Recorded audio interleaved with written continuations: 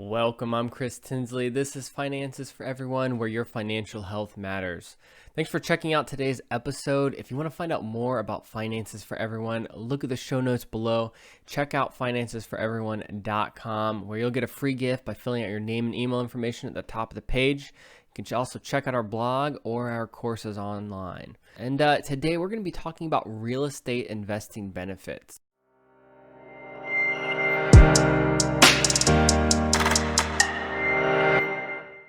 I love real estate. I have a number of properties, and I just think that a lot of people know that there are benefits to real estate investing, but they don't actually understand how much money they can be saving by investing in real estate. And I like to break these up in a couple different ways as short-term benefits and long-term benefits. And I'm not going to be able to talk about all of the benefits in this video today, but I will go into them in further videos later on down the line.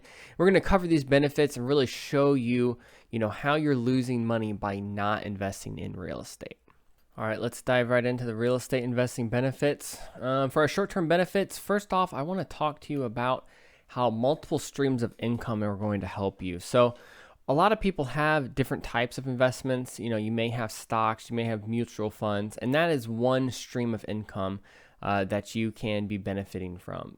Now, real estate has multiple streams of different income, and that's kind of what we're diving into in a lot of these benefits is how, you're actually not only providing yourself with monthly income, but you're also reducing your tax burden for that money that you're making. And that's really where business and real estate match up really, really well, is that you're able to use real estate to reduce the amount of taxes that you're paying. That's why you see a lot of these, multimillionaires, billionaires, they have so much real estate because otherwise they'd be paying so much money in taxes. They're able to offset that by following the law and using real estate to help them with that. So what this may look like in your investing career may just be you may pick up rentals, and so you're just going to be getting rental income each and every month. Or maybe you want to get into flips, and you're just going to supplement your income with doing a flip a year or a few flips a year. Whatever you want to get into, there's just so many benefits to making one more stream of income through real estate. And it really can be a long-term benefit over time.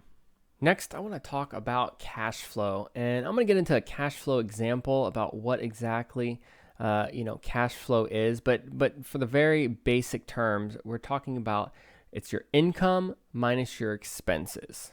And so in this, you're going to have your income is going to be your rent. And so this is mostly what we're talking about for cash flow, unless we're talking about flips. But in this example, I'm going to use rent. And then your expenses are going to be like taxes, insurance, vacancy, maintenance, and your mortgage payment. So let's dive right on into an example.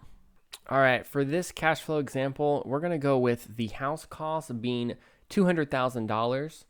And then we're going to say that you're making a 20% down payment. That's pretty common for most properties. So you put down $40,000, and that makes your total mortgage to be $160,000. So that's what you're taking out. And your interest rate, we'll just say at this time, it's going to be a 4% interest rate. We'll say interest rates are, not super low, but they're fairly low. And then our term is going to be 30 years. That's most of the time what you're going to see when you're buying your first properties, people taking out 30-year mortgages.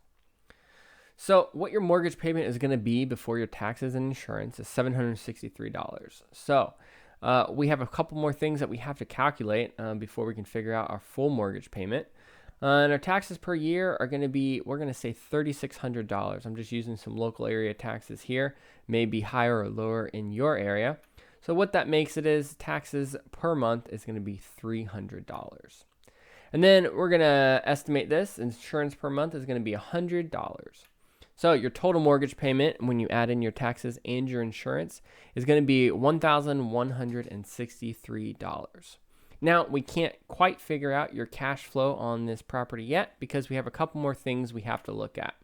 So the first thing that we have to look at is your vacancy. So a lot of people do not save for vacancy, and I think that's a big mistake. Vacancy is basically just when your property is not does not have renters in it.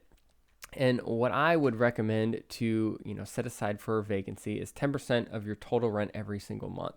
So what you're assuming is that your property is going to be vacant, at least 1 month, a little bit more out of every single year, and you're saving for that up ahead. Now, if have someone in that property for a couple years, and then your vacancy is 2 months, at least you had saved up for that, and you're able to pay that mortgage when that happens. That's what I'd say. So next example, it's $200. Maintenance, it's good to save for maintenance expenses. Things always happen.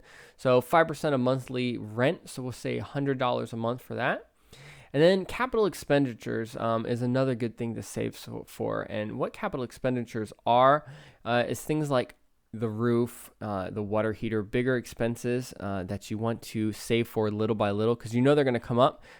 You may not know exactly when they're going to come up. So saving another 5% of that monthly rent, or $100 a month, is good to do for that. And so then your total expenses, when you add that into your mortgage, is going to be $1,563. And what that means is your rental income is minus your expenses is going to be your cash flow. So if you have $2,000 in rent coming in, and you minus your expenses of $1,563, your cash flow for this property is going to be $436. And I just think that's really good to highlight that, because I think when people think of cash flow, they're like, oh, my cash flow is $2,000. And that's not true, because you're not seeing all of that money if you are, allocating your expenses properly. So that is a example of what cash flow is, and how a responsible landlord can have multiple properties and still be saving for when things go bad, because things do go bad. Now we're going to talk about your return on investment, and this is very often referred to as your cash on cash return.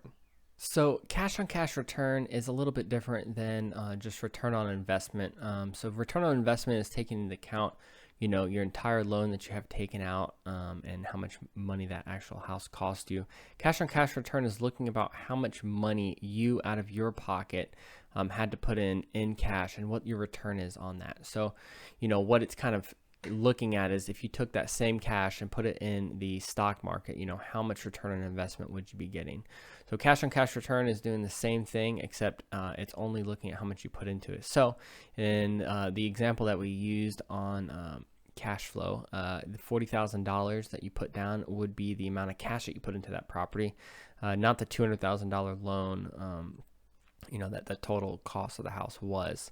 So you're looking at how much return you're getting on that money, and that's where your $436 would come into play. So you take your $436 cash flow that you're getting every single month, and then you would multiply that by 12, and then that would give you your cash on cash return on investment. So out of $40,000, how much are you making every single year? Then after return on investment, or cash on cash return, we're going to talk about reinvesting your money for compound growth.